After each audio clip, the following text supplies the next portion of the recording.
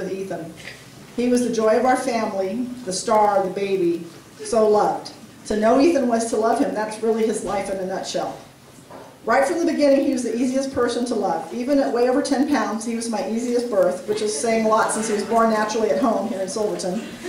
Which, some of these things are going to be repeats, so just, sorry. He was a happy and easy baby and never really had temper tantrums like so many toddlers. Everything came easy to Ethan. He had no problems learning to walk, talk, potty train, read, swim, learn his lines for a play, drive a car. He was a natural at living life in a big way. When Ethan was 3, he almost died when he was accidentally poisoned. He spent months in the hospital at 3 different times over the next 3 years to recover and have several major operations. He never complained. Not once can I recall him saying, "Why me?" And he never felt embarrassed later over the large scars he had that covered so much of his body. He had scars that started here and went all the way here. On each side of his body, he had scars here, he had scars here. And he'd go out there swimming with surf shorts on, he didn't care. Even that week of his injury when he was in a coma, he never wet the bed. He's 3, okay? He'd wake up just enough to get up, have us help him to use the toilet, then he'd go back to bed and go unconscious again. I thought, man, I really know how to potty train. And I actually wrote a book on potty training. How many people have read Poppy's original toilet training? Okay, so many of our Oregon friends and family and members of this very church, where Ethan was dedicated to the Lord as a baby, came to help us while Ethan was in the hospital. We've never forgotten all the love and prayers that came his way. Thank you for all of that, for praying for Ethan. I think that's why he survived, seriously. Ethan was so happy when we moved to Kauai in December of 1992. And by the way, the church threw us a huge party. And there was snow on the ground. And when we got to Kauai, I'm like, yes! Ethan was so happy when we moved to Kauai in December of 1992, shortly after Hurricane Iniki had devastated the island. I knew going to the warm tropical paradise would help him heal and recover from all he'd been through with his injury and surgery. And that Ethan's dad would help rebuild Kauai from all the destruction with his amazing skill as a builder. Ethan's oldest sister, April, was in college the first few years, but we were really thrilled when her and her new little family of husband Chris and son Zeke moved to live in our big house on Kayakenga Drive in Kalaheo, later joined by Max and Giselle, who were born on Kauai. Ethan loved being an uncle and was really like a big brother to all 6 of his nieces and nephews, Zeke, Max, Giselle, Jasper, Miley, and baby Eli, who's the little guy you hear in the back, who are all here today, and they worship their giant uncle. I loved watching Ethan grow up. He was always the tallest one his age, always. And you could always spot Ethan. He was a head taller than anyone around him. In kindergarten in Kalaheo, on Kauai, he was the only blonde in his entire class.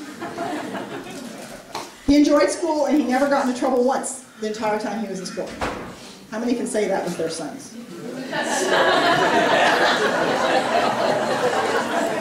I had no idea Kauai would offer all my kids the wonderful opportunity to act in so many plays and musicals.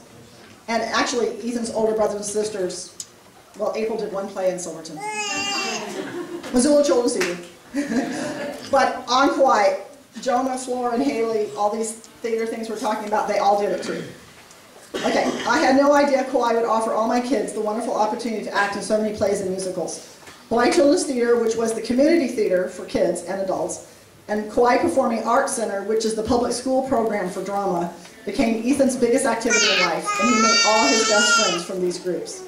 He knew and worked with so many talented adult actors as well, who really became mentors to all of the theater kids. Ethan was truly a triple threat. He could sing, act, and dance. Not just well, but brilliantly. Yeah. He was a big guy up on that stage.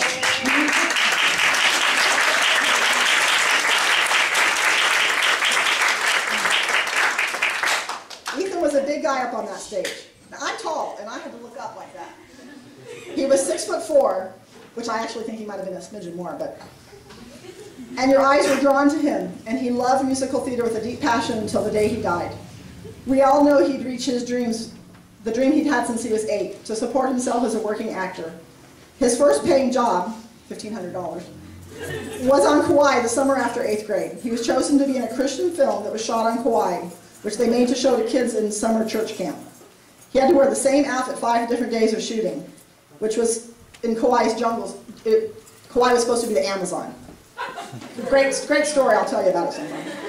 I had to wash and dry his clothes every single night, get up early in the morning, and drive him all over the island to various locations. He loved every minute of the job. He got wet, he hiked through the jungles, he got bit by mosquitoes, but he was acting and nothing else mattered.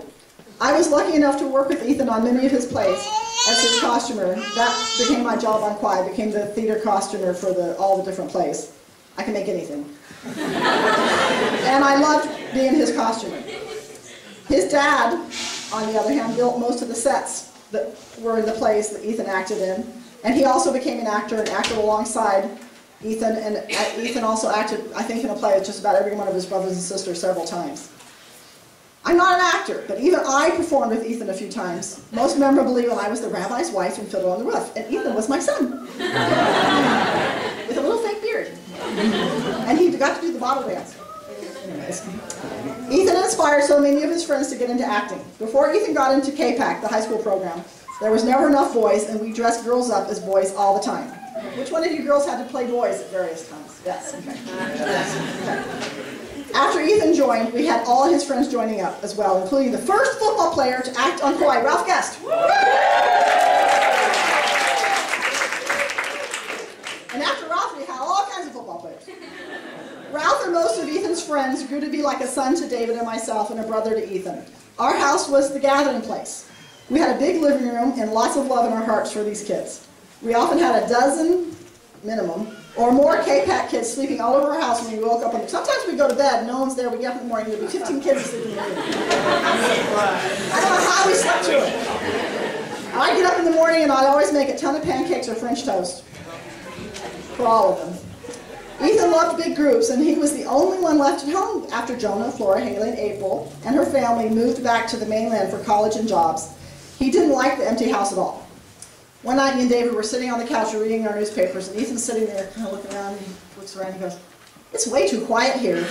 Can we have an exchange student?" And some of you remember Nikki Heyer, who was our exchange student here in Silverton and went to Silverton High School with a couple of these kids. And Nikki actually sent the flowers with the heart from Germany. When we take someone into our home, they really become a part of our family. And that was back in the 80s, so there you go. Anyway, so Ethan says, "Can we have an exchange student?" That's something we've done many times before. And so, Julie and Phil's from Germany. I don't know what it is with the Germans. They just keep coming to us. But Julie and Phil's from Germany joined our family Ethan's senior year. And the reason we picked him is because he was a circus performer. And he could blow fire. And I thought, oh, he'll fit right in with us. And so, naturally, because he met Ethan and his friends, he was accepted into both K-PAC to act and to the Kauai High Singers, which was the advanced choral group that Ethan and his sisters and brothers had all been in and loved so much. We're so happy that Julian flew all the way from Germany to be here today. Again, he's like another son for us, just one with a German accent. Ethan auditioned to go to New York City's American Musical Dramatic Academy, where he received a large scholarship. So after 14 years on sleepy Kauai, he landed with a bang in New York City. He loved it there, took right to the noise, the subways, the crowds, nothing bothered him. He instantly had 1,000 friends at AMDA, right AMDA guys? Yeah! And we're so pleased that several of his friends came from New York to be with us. We were so thrilled when Ethan went to college that two of his very best friends were his roommates, and that's Chris Alderette and Chester and Chandler Borges. Although he did complain that they were messy. In his second year, he got a room by himself, so I think that's telling something. At college, Ethan also met the love of his life, Jessica Sopko. And she's now like a daughter to us. I am so thrilled that last summer on Kauai, which was Ethan's last time to perform in live theater, she came to Kauai.